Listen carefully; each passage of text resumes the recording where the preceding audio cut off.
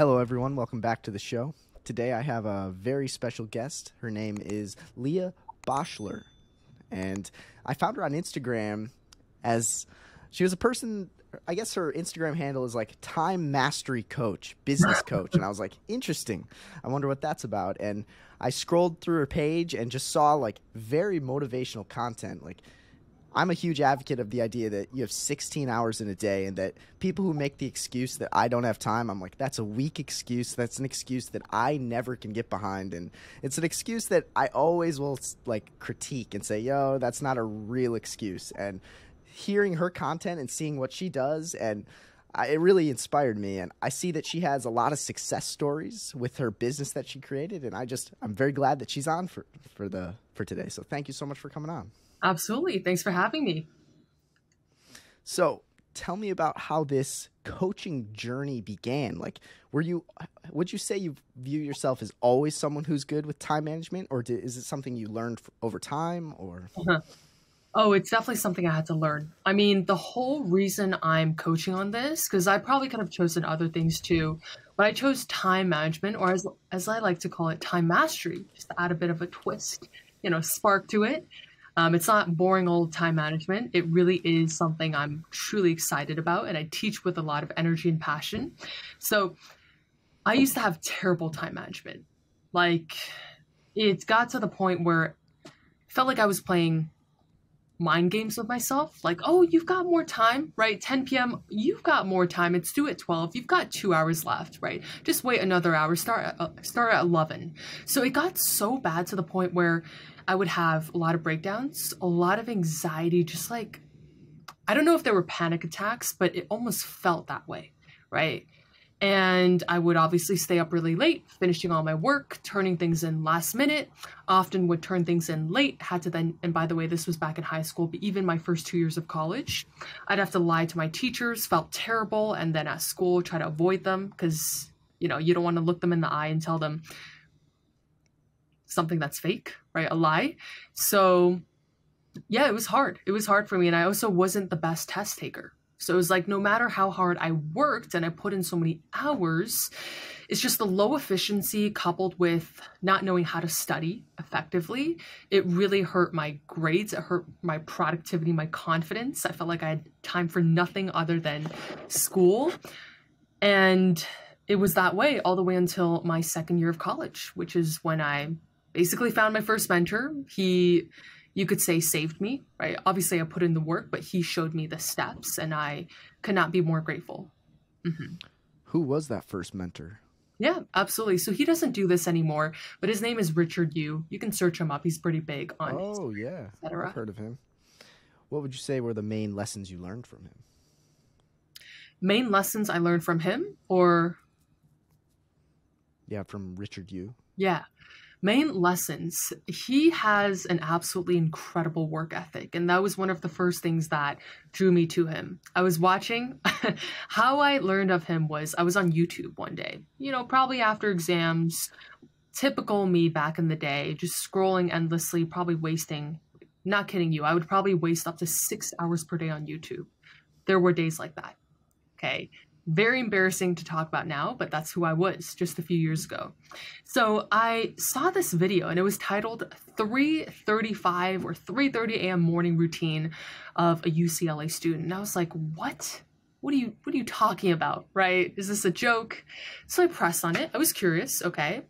And in the next 10 minutes, it basically just changed my perspective on how I was settling, and I couldn't afford to keep on settling. So his work ethic in terms of being able to make sacrifices, like wake up at 3:30 something so he could continue finishing his med school studies while starting his own business and working internship. I'm not going to go too deep, but just his ability to make sacrifices and delay gratification, suffer a bit in the moment to get what he wants long term. And only being, 20, 21 at the time, that really spoke to me. He's 1.5 years older than me.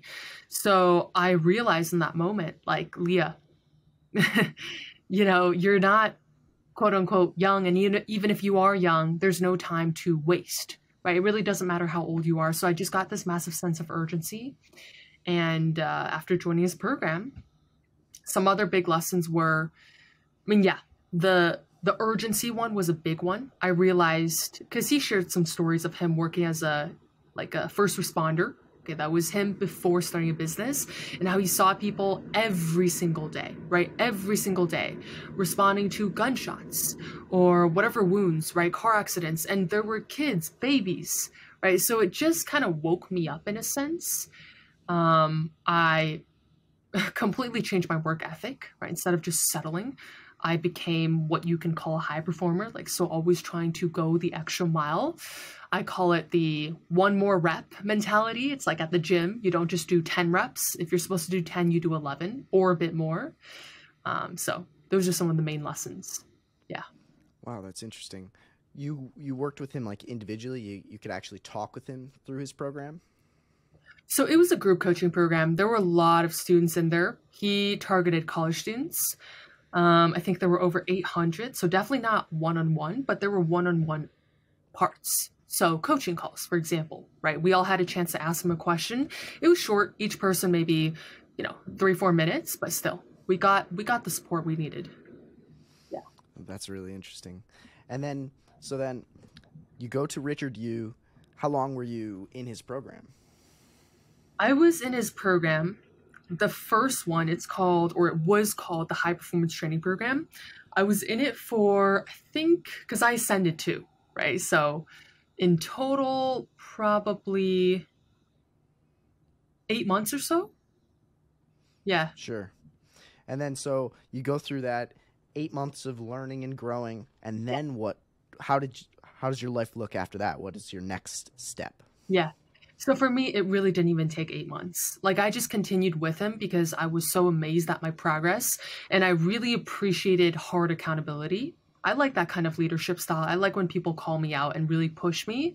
And so I got that from the program I ascended. But for me, within the first few weeks, even within the first week or two, I started seeing big changes.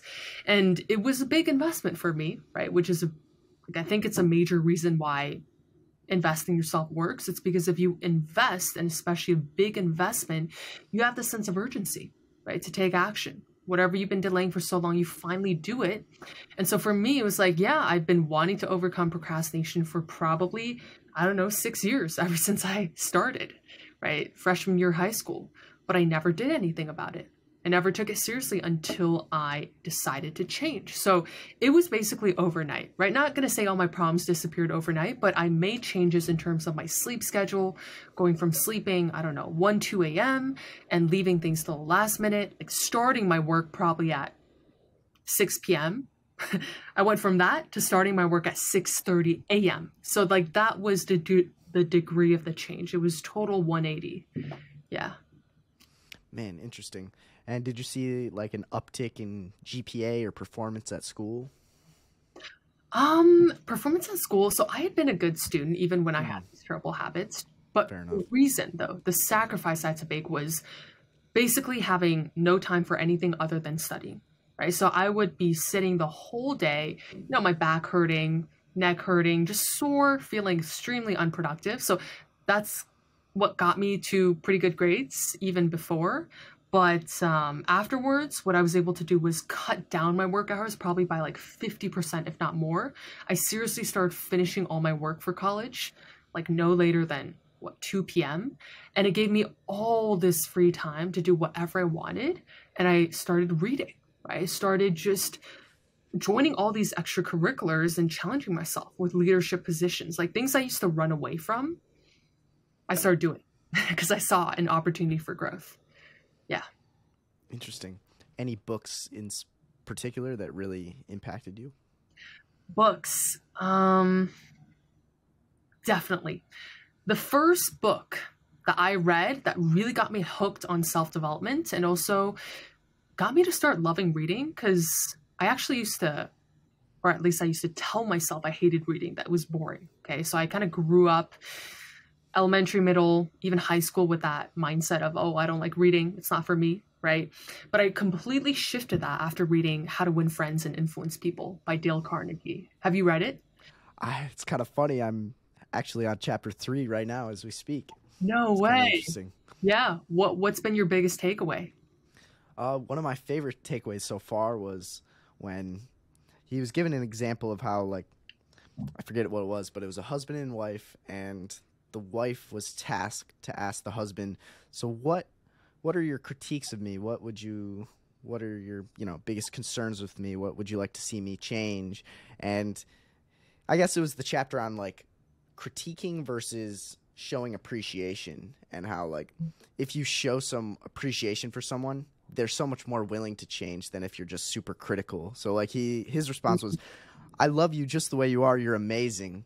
And then, like, she was so receptive to that she then wanted to be a better version of herself to Wow. continue the relationship. And I was like, oh, that's interesting, because I've always had I'm the same way. It's like, I want someone to tell it to me straight. I want to be critiqued. I want someone to be harsh. But it's like, there's another side to it too, where it's like, sometimes if you're too harsh with someone, it can be counterproductive. And I've seen that before in situations where I'm too harsh, and I'm like, maybe I should be a little bit more, compassionate / affirming in some ways. And so that was an interesting example for me, at least. What would you say your biggest takeaway from the book is? I'm only in chapter 3, so I've seen a small section of it. Absolutely. I mean, I probably read it 3 years ago. I don't remember so many specific examples, but just things like really listen, right? Like, how many people really listen when they're talking to someone? At least for me, I used to be the kind of person who would always think, oh, what do I answer with next, right? Especially in a situation where I'm nervous, like, I don't know, I'm talking to a mentor or an interview. I struggled with listening so much. But when you're able to just listen and shut up, okay, excuse my lack of a better language, but when you're able to just listen and be fully present, it's like the answer comes to you. What you say next, it just flows out, right? So it was even simple things like that. And also reading that book, I think, helped me then train my first team members and give them more authority, like give them more decision-making power instead of me micromanaging. I understood that empowering others, which was much more important than, micromanaging, telling them exactly what to do every step of the way. And I think it also played a part in me being able to overcome a bad relationship I used to have with my dad. Like, we used to not get along so well, right? And I was able to overcome that by speaking up and really, as you said, it's like showing appreciation, which then actually makes someone want to change, right? Like, they feel so loved and appreciated by you that they actually want to be better. Yeah. Man, that's really well said. And so you read these books, or this book and a few others, and then, like, when did you start this coaching business? Like, what inspired you to start? Like, was it Richard Yu? Was it, what made you think of this? Yeah, absolutely. So I've stayed with Richard for quite a while. After his initial program, the high performance training program, where I absolutely changed my lifestyle, my habits, time management, I just saw his work day in and day out, like as a coach, responding to questions, coming on coaching calls full of energy, and getting all these amazing reviews and raving fans. And I was like, wow, I would love to do this too. So it was definitely seeing him at work and then feeling like I would love to do that. Right? That was one. But then also it was just realizing more and more that the normal path of just getting any job out of undergrad, like just getting whatever comes to you and whatever you can get, and climbing that ladder and settling, it was just something I wasn't willing to settle for, right? The more I saw people succeed online, the more I realized, hey, I can do this too. And the normal life, which maybe my parents are accustomed to because of their day and age, how they grew up, it's really not normal anymore. And even if it is normal, like, it's very possible to step out of that and do your own thing. Yeah. That's really well said. That resonates with me a lot. Coming from a similar community of, like, people who are like, go to college, get a job, etc. And it's like, what if you created your own situation where you provided jobs, Exactly. There's so many businesses out there. It's like, there needs to be business owners as well, but either way, but that's awesome. And so tell me about, like, how'd you get your first client, or how'd you, market, or, did you just talk to friends, or to explain how this all started? Yeah, absolutely. So, I mean, I invest in myself I'm not going to say I figured it out alone. I figured nothing out alone besides small details along the way, right? I had mentors every step of the way. I basically invested in a program to show me exactly how to become a coach and turn my transformation knowledge into a coaching program and sell it. I invested in that in March of 2021. And what's this program called? It was called High Performance Influencer. Again, same mentor, but he's not doing that anymore. So his niche has shifted too. But I invested in that. It was a big investment for me. I actually had to save up for it for 2 months, and therefore I took crazy action. Okay, like in my mind, it was just, I will do whatever it takes to make this work. And I think that's also a big part of the reason why I did make it work. Because I had a lot of friends who joined around the same time. And the majority of people kind of just fell off. You know, they slowly disappeared week by week. You saw less of them. And before you knew it, it's like, where's this guy? Or where's this girl? Right? So for me, it was really feeling that urgency from, oh my gosh, this is a massive investment. I want to make it back ASAP. And also, at that point, I had no plan B. So basically, when I decided to take on coaching and invest in this program, I had just gotten an internship, and it was a great internship, good company, Ernst & Young, right? So I actually dropped that completely. Like I told them, look, I'm not going to take it up. I'm sorry. Like, thank you for the offer, da-da-da. So I dropped that, which meant I had zero plan B. And that also fed into my urgency. And so I mean, it was a great program, taught me everything I needed step by step. It was definitely hard work, not gonna lie, right? Every day, I think for the first 45 days or so, it was wake up at 6:30, maybe Sundays I took a day off, but definitely not the whole day. So Monday to Saturday, wake up 6:30. By 7 a.m., I'm at my desk. I'm doing my deep work. I'm working on the business. And that was also my senior year of college, undergrad. So it was like first probably 3 hours of the day, work on my business, then finish all my college work as quickly as possible, and then get back to the business, right? Afternoons, take calls or whatever. So there were definitely days at the start where in a day I'd take maybe 7 calls and I would be absolutely exhausted at the end. Like I couldn't even speak anymore and I'd lose my voice. But looking back, it was definitely worth it. Yeah. Man. And so tell me about, I guess, do you have any like success stories or people like who you have impacted and like who are like, man, I'm so glad that I went through you as a coach, and like, how did that make you feel? 100%. Yeah, I think that's one of the most rewarding things. Like something I learned from my mentor, right? Whenever you're having a bad day as a coach, just have like a video where you have all your clients and their testimonials, like things they say about you, obviously very authentic, but just put them all together, all those videos, and play it on repeat, right? If you need that. So I don't do that, by the way, but definitely, I'd say one of the two every client stands out, but I can share 2 stories real quick. One of my first clients, she was probably the second client I enrolled ever. Okay, when I started, 2021, March. Second client I enrolled.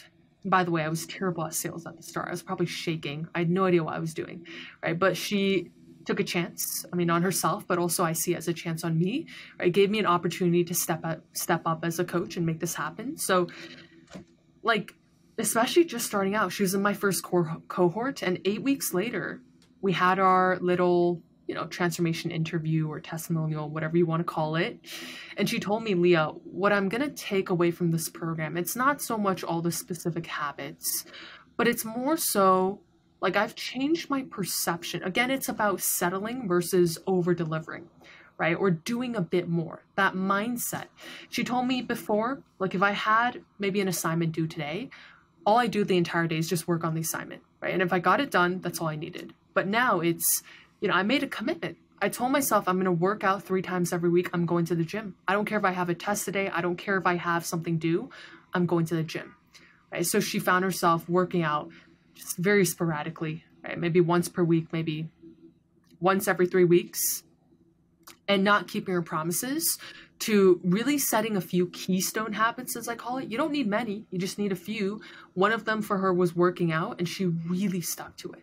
right? And it just made her feel proud, feel confident, right? Like she could trust herself. Yeah, that was one.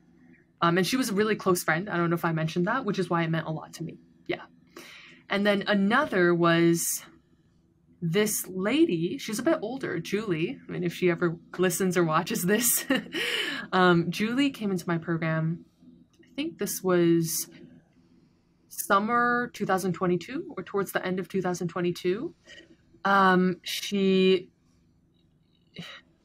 been wanting to write a book for a long time. And basically we found out the pattern was she was putting others in front of herself. So always saying yes to other people, but never saying yes to herself, right? Her priorities were always last. And so she found herself busy the entire day, working, but it was always busy work. It was not productive.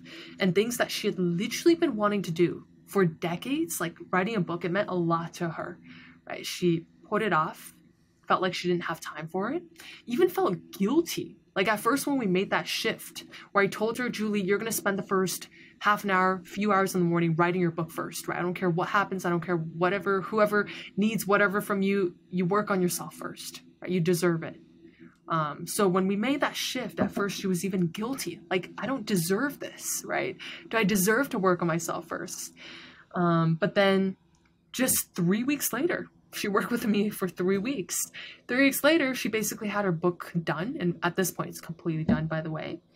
And on our last call, she was a bit emotional, right? It was tears of joy. And just seeing that, it's just the feeling, a moment, her on the screen. Never going to forget that. Yeah. Man, that's amazing. I have some thoughts on both of those in some sense.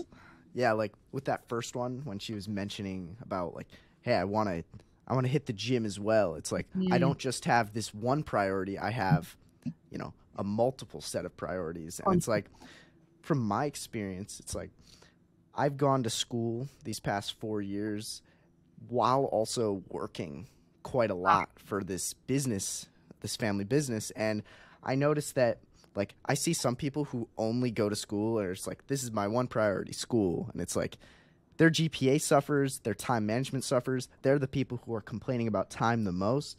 And it's like, I feel like if I only had school, like, I would be like, oh, I have this morning to kind of chill. I have time, It's like you have this reverse psychology of like, there's not that urgency like you're talking about. It's like, yep. If I only have this assignment due in 4 days and that's my only priority, of course I'm going to put it off and do other things and waste time. But, if I have work, gym, side hustle, friends, and it's all scheduled out in a rigorous schedule, then it's like, oh, I only have 1.75 hours in my day built for this assignment. And so I have to do it. And so that's amazing. And so like 100%. That's just advice from me is like, fill your day. Try to make it so that any part of your day is filled with something, even if it is like play, like you can throw that on your schedule and it shows like, the play time is between 3 and 6 or whatever it happens to be. But then it's like, it forces you to stay rigorous with your time management. And that's from my experience, at least. And yeah. Absolutely. Yeah. I mean, a lot of respect to you, Harley, for, running your family business or playing a big part in it, and then also going to school. Yeah. Well, thanks. And yeah, and I guess this other one, the second success story, I can also relate with in a lot of ways too. Like, there's a personality trait called agreeableness, which you probably have heard of, where it's like you're going to negotiate for the needs of others before the needs of your own self. And so it's like, I have that same problem where sometimes it's like, oh, I'll sacrifice my time for others. I'll give and give and give and give. But then there had to be a switch that happened where it's like, no, I have to focus on myself even more so that I can even be a better assistance to others later. And 100%. It's awesome news that one client of yours really wrote the book. I'm curious what the book is called because I'm just wanting to look it up, honestly. I'll ask her. I'm actually not sure. I don't know if it's published yet, but she told me she's done. So for sure, we'll keep in touch on it. Yeah. Well, that's amazing. And so after all this, like, what would you say? Like, I wanted to actually ask, switching topics, how important do you feel like it is to you to like plan out your day? Like, I've seen a few videos of yours where you're like, I have my entire schedule laid out. Like, explain to me why you feel like that's important. I feel like it's important, but I just want others to hear why. Yeah, 100%. It's so important.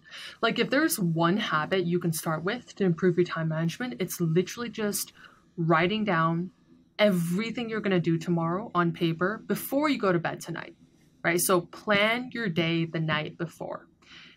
And why it's important is because you are setting intentions for the next day, right? Well, there's several reasons. Let me break it down more. It's not just intentions. It means you're able to get better sleep because you're not thinking about, oh, what do I still have to do tomorrow, right? Oh, let me try to piece all this together and remember, oh, I have that and I have that and I have that. No, it's all on paper, right? So you keep nothing in your head.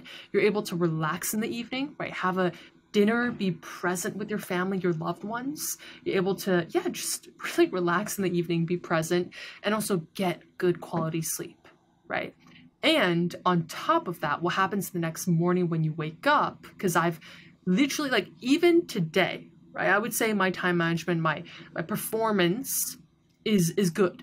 But if I don't plan my day the night before, there's a difference. I notice it. I wake up, I have no idea what to do, right? I'm slower. I'm much slower.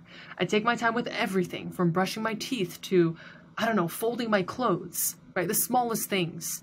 And those things add up, right? So if you know exactly when you're starting your work the next morning, what exactly you're doing at every half an hour, it just helps you stay focused, right? Yeah, it's that good urgency you need. Yeah, that's really well said. There's been times where it's like, man, I can't sleep. And maybe this is a bad habit, but sometimes I'll write down my schedule on like a Google Doc, which of course it's like got that blue light, so it might keep me up more, and it's not on paper, but it sometimes helps me also, like where it's like no longer is it in my mind, it's on paper, or it's written down. And man, that's well said. I didn't even really think about why that would be a great reason, and now that you said it, I'm like, man, that's such a great reason. That's awesome. There's definitely a reason. Yeah. And like, I was gonna ask, losing my mind, but I was gonna say, like, how long have you been planning out your day like that? Like, did you learn that from Richard, or have you done that beforehand, or like, how long have you been doing this? 100%. So I don't actually remember if I used to do this before I learned from Richard. Probably not. Or even if I did, it just, it wasn't something I stuck to. Right? Maybe I just rushed through it. It was a checklist item. Oh, let me just get it off my head and do it. But then the next day I probably wouldn't actually stick to it. Whereas now, or ever since I joined Richard's program and I learned the importance of it and why, right? Often people are like, just do it, but you don't understand why, and it doesn't last. So once I understood why, I started doing it every day, and it became a habit. Yeah. It's amazing. Have you ever read the book Atomic Habits? That is one book. Like, everyone asks me that, and when I say no, they're like, wait, what? But you coach on time management. Are you kidding me? So That's okay. I was just curious. It's like what you're saying really ties in a lot of ways of like this idea of like, this idea of, okay, I have a goal and it's kind of far out there, and so many people have all these goals, and it's like, I want to be a time mastery coach. I want to be a podcast person, etc. It's like people can say and have all these goals, but the point of all this is like a goal, like successful people and non-successful people all have goals. Goals are not what separate the successful and non-successful. It's actually, are you able to implement the habits on the regular to become the person that you want to be? Because the habits that you enact regularly actually become your identity. So it's like, I want to be a big podcaster. So it's like, okay, no. So I'm going to wake up and schedule with different people. I'm going to network. I'm going to edit. I'm going to blank. I'm going to do this, this, and this so that I can become this. And so it's like, I'm going to plan out my day so that I can become a person that has the habits of a podcaster, so that my identity can become a podcaster. And so like,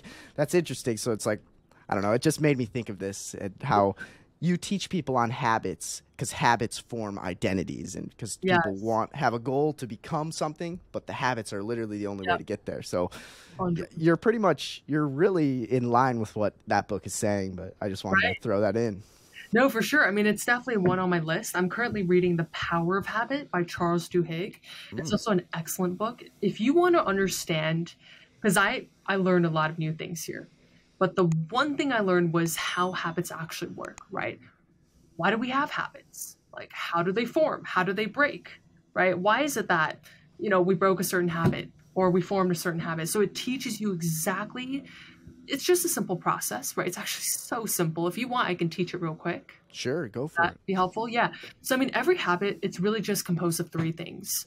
There's a cue, that's like the signal to do something, right? Starts with the cue. Then you've got the routine, which is the actual habit, right? What we call habit. So what you actually do. And then lastly, a reward. Okay. So the reward can be, many things. It can be financial. It can be just feelings, satisfaction, stress relief, right? And I'll give you a more practical example. So let's say the habit of waking up on time, right? So the cue is going to be your alarm sounding, right? That's the signal. And then the routine is going to be getting up, switching it off, right? And then the reward is a feeling of greatness that you stuck to your word or whatever it is, right? Whatever you're seeking. And so if you want to change a habit, you really just replace the routine. You don't have to change anything about the cue or the reward because changing those are difficult. You just replace the routine, right? So here with the waking up on time, if you want to start waking up on time, let's think, then yeah, maybe right now it's like you're hitting snooze several times, right? So then no, that's a bad example. I'm trying to think, what were the examples they gave in the book? I'll give you a better one. Okay, so scratch the waking up on time, but that's how it works. Okay, that's the process. I'll give you one that actually applies to me recently. So ever since kindergarten, as long as I can remember, I've had this terrible habit of biting my nails or like picking on them. And same. Really, yeah. But like as a girl, that's shameful. It's not nice to have nails that are always picked on and short, and sometimes it would hurt, right? I'd pick them to the point where like it would be painful for days, right? And I've struggled with this for so long, told myself I'd overcome for so long until literally recently, like I'd say until 2 weeks ago. So for the past 3 weeks, it literally started 3 weeks ago, I have not chipped at my nails at all. And the reason is because I understood this. Before, the routine was, okay, I feel stressed or I feel bored. And I knew that the reward I was seeking, or like the cue was just boredom. And then the reward was, keeping myself busy or entertained, feeling satisfied afterwards. So I knew those two pieces. And so I thought, how can I simply replace this bad habit of chipping with something else that still gets me that reward, right? Feeling like, I don't know, I'm filling my mind with something or I'm feeling satisfied. So what I did was I simply, every time I felt the urge to pick at them, I'd go like this. I'd clench my hands together, and it was a way for me to release that energy too, right? I felt like it was really just an energy release that I was craving. So I just did this and I've actually overcome it. Like literally 3 weeks later, I've got my nails done. So yeah. Wow, that's insane. Interesting. So you're explaining that you can't necessarily change the feelings of stress or like the cue or the environment necessarily. Exactly. And you can't always change how you're going to react to whatever is going to occur, the reward that you're going to have. But you can actually replace the actual ritual or routine with something else that might give a similar reward and would make sense after following the cue that you had. So it's like, that's interesting. I'm trying to think of examples go ahead. Oh, no, just to elaborate on that a bit more, like think about it. I don't crave biting my nails. Like that's not what I crave. The act of biting my nails, no, right? I craved something that came after that or in the process of doing that, which was whatever it was. I don't know, dopamine, stress relief. And I also knew the cue, which was anytime, especially, it would always happen at night, right? At night when I was relaxing, number one, I was bored. I think it was really just boredom. It's like when I was bored, I'd start doing it almost subconsciously, right? So I can't change boredom per se. Like there are going to be moments where I feel bored. Not many, but when I'm relaxing, maybe I feel that way. So I can't always change the cue, how I'm feeling. And also if I crave the reward, then I crave the reward. Like I can't really change that, or at least I don't know yet. So if that's the case, I simply change the routine. I change what I do to still get the reward, right? Man, that's really good. Yeah. It's making me think of an interesting example. It's kind of personal in some ways, but honestly, the first episode, if you scroll back on my list of episodes, the first episode I did it's called like, it was me talking about porn addiction and me overcoming this addiction of porn, which honestly, like 95% of guys really have this problem. But like, it's similar where it's like I was this cue of like stress or boredom, whatever the two, and I would have that ritual, and then, I'd be searching for that dopamine. But then over time, I figured out ways I could replace it by walking outside, B, creating content, like clip creating, and C, maybe working out. And just those three things provided more dopamine in general than that, the act of watching porn would. And so it's like, I see a little parallel of like, so that's what I did, but I didn't even realize I was doing it. I was just replacing the ritual to get the similar reward when the cue would occur. So it's like I'd notice the cue and it's like, okay, time to move, time to get away from my phone and time to, get moving on something important. And so it's kind of personal, but honestly, it really worked for me. And so great example though. Like I have a friend who actually coaches on this, and he always says like, there's a reason you watch it, right? Don't just focus on stop watching it, but focus on why. Like, what is it that you're trying to fulfill by watching it, right? And if you solve that, or if you understand that, then you can replace it. So I'm totally with you on that. Yeah. And congratulations. That's a big step. Thank you. Yeah. Life is a lot better without it in so many ways. So yeah, that's amazing.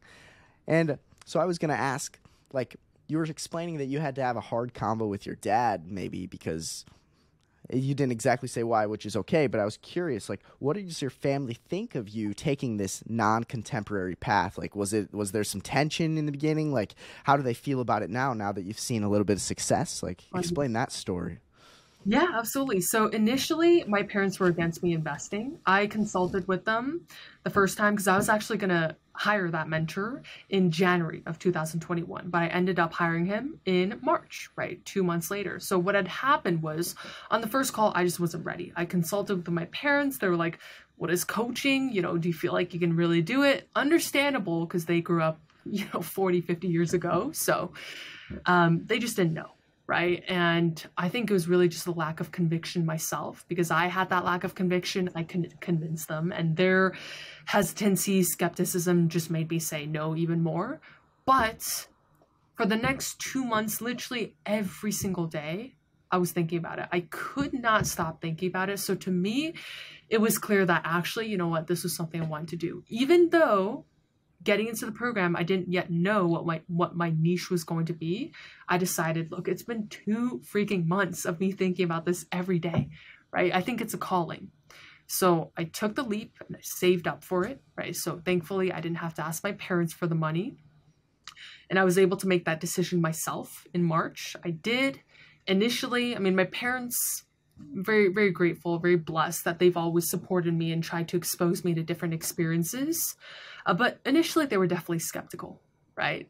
Like I was talking to my dad, but I knew with full conviction I was going to make this work. So it's almost weird because I knew, but when I would talk to my dad at the start, at the dinner table, he would just laugh and kind of like shake his head, right? Like, yeah, we'll see. Right. But yeah, I gave myself no other plan B, as I talked about earlier, right? There was no other option. So I started getting results very quickly. Started taking calls, booking calls, taking calls, making some closes. My friends were joining. And I tell my dad, like, initially when I started taking calls, by the way, I told him, can you go outside for a walk? Like, I don't want you in the house, because I was so nervous, right? So he'd come back from a walk maybe an hour later, and I'd be like, hey, Dad, I just collected $500. Okay, my initial pricing. But for me, at that time, it felt like a lot, right? And he was like, no way. So it's like that belief in him grew and grew, as it did in me too. And I think there's no better way to convince someone than to simply put in the work, Like, talk less initially, just do it, and then let the results speak. Right. Man, that's really well said. I'm in a similar boat. Like, my parents kind of skeptical. They support me in so many things. I'm so grateful, but like, I've taken such a weird path, like non-contemporary in a lot of ways. And some of my friends and family are like, what is this strange path you're going down? But it's like, I'm going to just show you. I'm going to keep going. I'm not even going to talk about it if you're not interested. You can come watch if you want, but I'm going to keep going. That's amazing. Yeah. But yeah. And so I saw another video of yours, and it said something about how like 6:00 p.m., hard stop. Now it's time to relax. Explain to me the importance maybe of like not working 24/7 and actually having like a period of time where you can rest and a period of time where you can work. Like, explain why you feel like that's important. It's very important because I realized that a lot of people procrastinate because they have this craving, right? And maybe they don't know if they're going to get time to do whatever it is they want to do later in the day. Whereas if you just completely separate work and play, and you do the work first. So, you do have to sacrifice a bit and get used to delaying that gratification. But here's the thing, you're not delaying it forever. I'm not saying delay it for 5 years or a year or even a month or a week. I'm saying just delay it until the end of your day, 6 p.m., right? And people can go that long. Like, willpower dies out. I don't think we all have unlimited willpower. Especially within a given day, right? So it's going to get lower and lower, but people can last until like 5, 6 p.m., right? That's doable because you can see the end in sight. And then after that, you can do whatever you want. So that's why it's so effective. It's like when you're able to set that hard stop and know that you have time to do whatever you want later, you don't crave it as much, right? And then also on top of that, you really try to honor your tasks and all the things you have to get done earlier in the day, get them done as quickly as possible so that you get that reward, right? It's almost like what we talked about earlier, the loop, the habit loop. Yeah, that's interesting. And I might take a strange, maybe unorthodox and probably maybe a negative path in this where it's like, I've gotten into the habit of once like I work till like, well, I don't know. My gym is kind of my reward at like 6 p.m. and then I hit the sauna. So like 6 to 8, that's kind of my reward.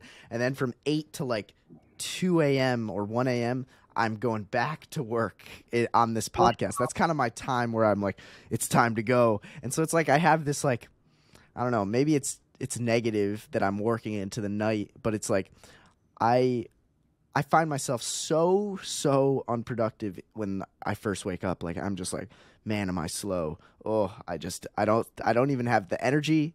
I don't have the motivation at all. But like once I get moving, I'm like, okay, yeah. I don't know. For some reason, I did a lot of research on this like sleep chronotype where it's like, is it effective for everyone to wake up at 6 a.m. or is it not? And like, there's some interesting biology that goes into this, like called sleep chronotypes, where there's early birds and then there's like night owls, and based off your ancestors in some sense, like some ancestors, some people's parents and grandparents and whatever, they might have been people who stayed up later to like keep watch overnight when like during the evening periods, and there were some people who woke up earlier. And so it's like, when I sometimes hear people say you need to wake up at 6 a.m. to be successful, and I'm like, well, I do the exact opposite. I wake up at like 9:30 a.m. and then I go to bed at like 1:30 a.m. So it's like I have this weird, slightly shifted schedule, which maybe is bad due to the circadian rhythm. Like I'm not quite as in tune with the sun as I could be, but I find it, maybe because of the habits I've built over the years, but it's like I find it, for me at least, if I forced myself to wake up at 6 a.m., I would be less productive because I know the evening time is like my hyper productivity time. But I was just curious, like maybe I'm totally wrong and like maybe I should change my habits and wake up at 6, but I was just curious your opinion of this. Yeah, absolutely. I get that a lot. Like, especially with people who are more creative past careers. I mean, I think all entrepreneurs are more, I mean, we have creative and then we also have like the logical side, that just execution. But I personally think night owl, early bird, like that's something that we can change, right? I think it really isn't like fixed on us from birth. No one said the day I was born, hey, Leah, you're an early bird or you're a night owl. And I used to be, like just now you mentioned you feel like really productive and that flow state late at night. That used to be me. For the longest time, I believed that I was a night owl, right? Because after around, especially 8 p.m., it's like because I have that bit of urgency, right? Probably the urgency, but also it getting dark outside and feeling like there's no distractions around me, like nothing's moving, it's dark outside, my screen is lit up, it's the only bright thing. Like I felt so locked in. So I've been there.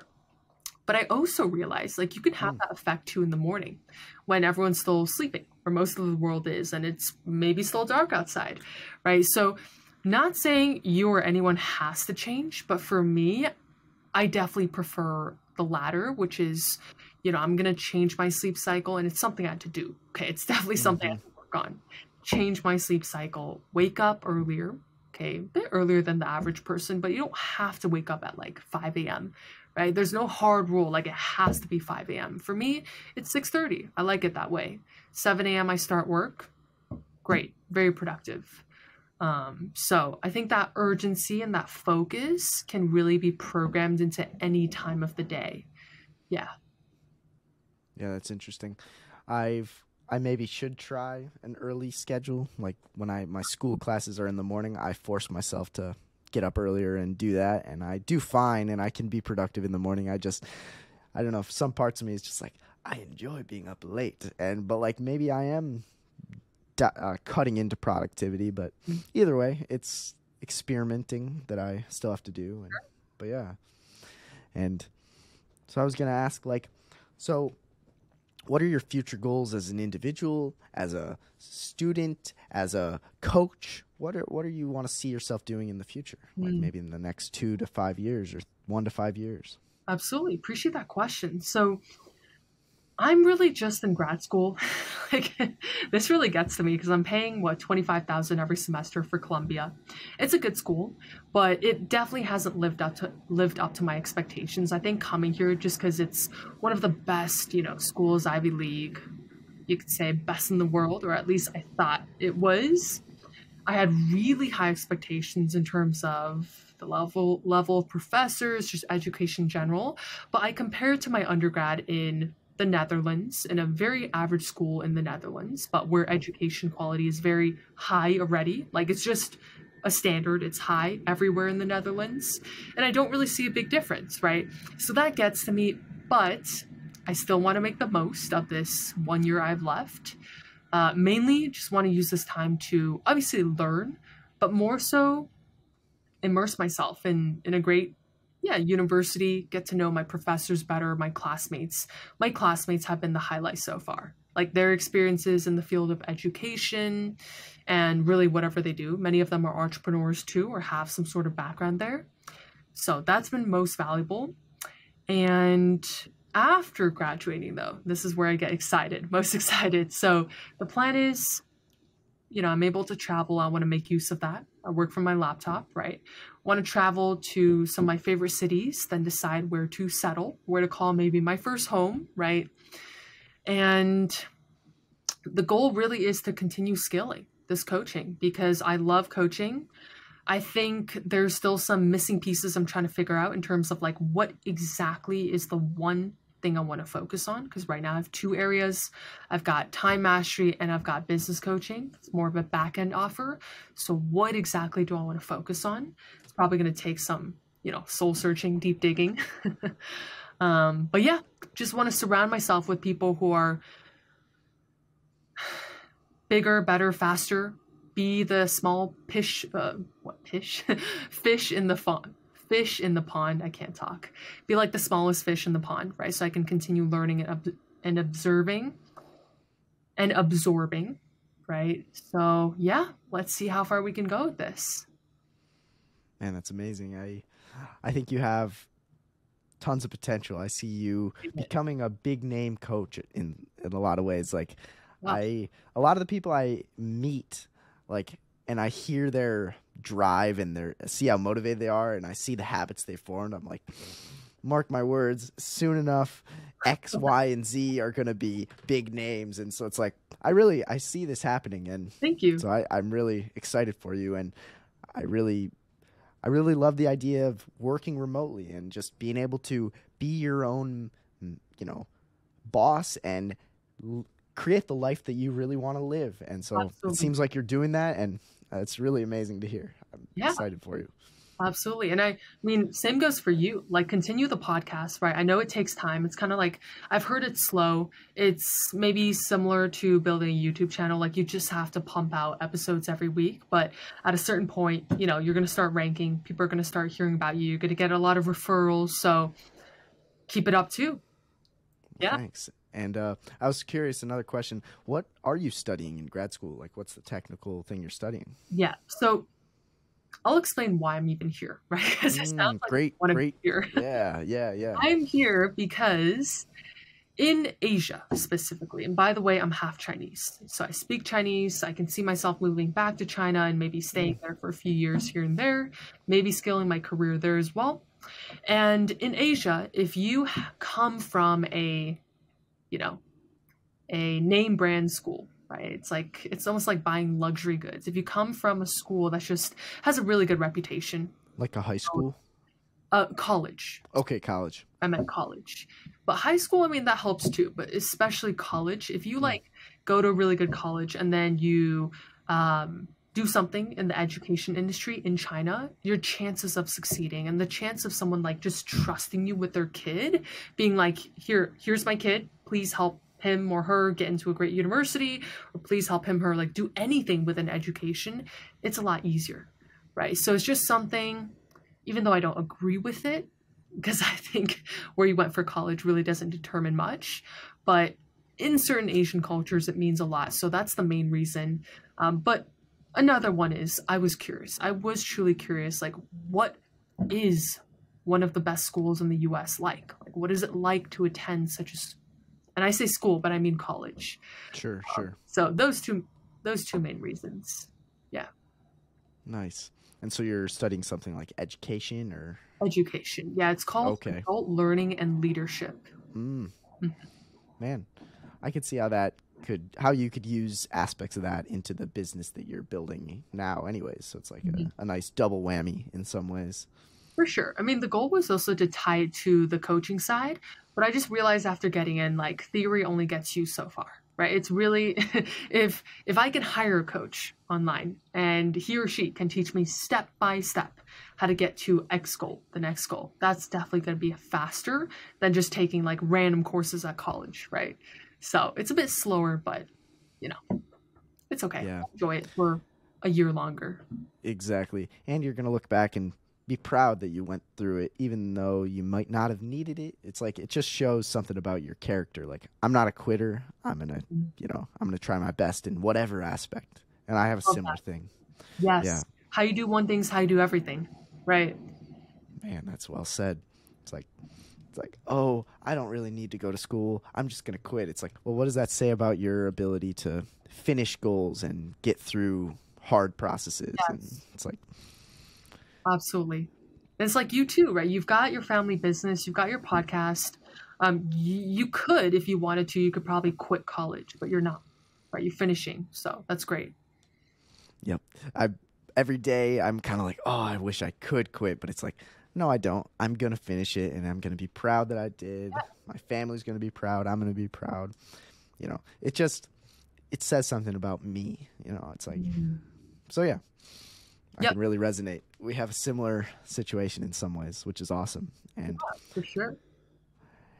And I guess what would you say closing advice to someone who feels like they're wasting their time, wasting their life? Maybe they're 20 something and they feel like, they're not doing much with their life. What would you say to them to get them moving? 100%.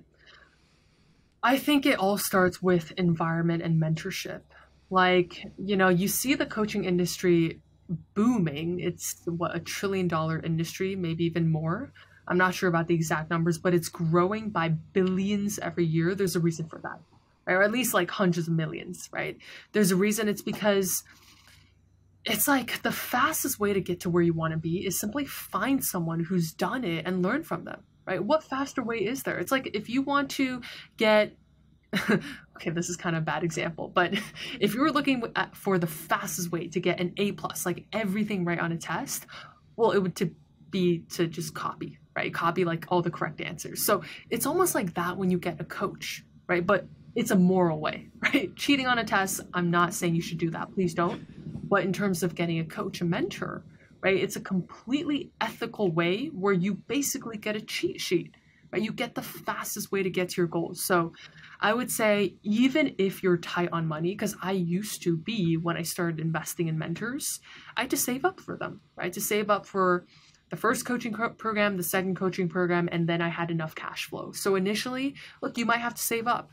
You might, I don't know, have to go into maybe a bit of debt, right? Whatever it is. But if you are certain that whoever you're hiring can show you how to get to your goal faster, just go for it, right? You're paying for speed and certainty. Yeah. Yeah, that's well said. It's like you can either pay with time and lessons and mistakes, or you can pay for someone else's time and mistakes. And, you know, you can pay with your time or pay with money to use someone else's time and experience. And I'm like, I have never even gone to a mentor or a coach for, podcasting. I've done some free consultations, learned a ton, but I'm like, man, if I pulled the trigger and actually did like, a month's worth or an ongoing process, it's like, man, and you're kind of inspiring me to maybe go down that route, because it's like that investment in myself is going to be worth it no matter what, in some sense, especially if I really trust the person. So yep. I think you might have sold me on the idea that I should go and search. I have like two guys in my mind where I'm like, man, maybe I should give them a call. So yeah. I think I will, because of you, honestly. So that's cool. Yeah. That's just my 2 cents, right? Like if I look at my growth over the last 2 years, and it really has only been 2.5 years max, it's just because I made fast decisions and I decided to go fast. Again, pay with my money instead of paying with my time, and feeling all frustrated and maybe probably giving up if I just tried to do it alone or not even starting. So you're definitely ahead in that sense, right? You've started your podcast, but definitely if you want to go fast, like just invest in yourself. Mm-hmm. Will do, man. Well, I really appreciated you having me on. I think that's a perfect place to end. I think people who listen to this are going to be truly inspired to either A, start their entrepreneurial side hustle, B, become more productive with their day, or maybe even C, go find a mentor and learn. So, yeah. Absolutely. So, yeah, I really thanks for coming on. For sure. Is there a certain way you like to wrap these up, or? Well, I don't know. I pretty much just say thanks for coming on, and they say you're welcome. And so I don't know. All that. Oh yeah, thanks so much for having me on, Harley. And I guess last message to leave you guys. Perfect. We talked about mentorship already. That is a major one. So that's number one. One more would be, remember that how you do one thing is how you do everything. I said it earlier, but what it means is it's an attitude thing. Right? If you want to be successful in one area, let's say there's a sport, well, then treat your academics, treat whatever else you're doing with the same level of attention and excellence, right? Because none of your decisions are completely separate.